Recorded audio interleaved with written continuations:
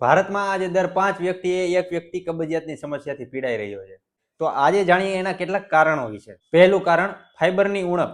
ખોરાકમાં ફાઈબરનું પ્રમાણ પૂરતા માત્રામાં ન હોવાથી શરીરમાં કબજિયાતની સમસ્યા થઈ શકે છે. લીલા શાકભાજી, ફળ અને ફાઈબર રીચ ફૂડ ન ખાવાથી શરીરમાં કબજિયાતની સમસ્યા થઈ શકે છે. બીજું કારણ પૂરતું પાણી.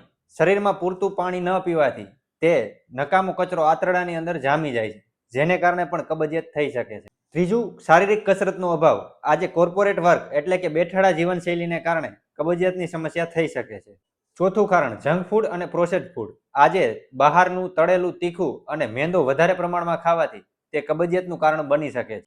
પાંચમું કારણ અનિયમિત ભોજન, તણાવ અને ચિંતા એ પણ કબજિયાતનું કારણ હોઈ શકે છે. અને વિટામિન્સ અને મિનરલ્સની ઉણપ એ આજની મેઇન સમસ્યા છે, જેને કારણે પણ કબજિયાતની સમસ્યા થઈ શકે છે.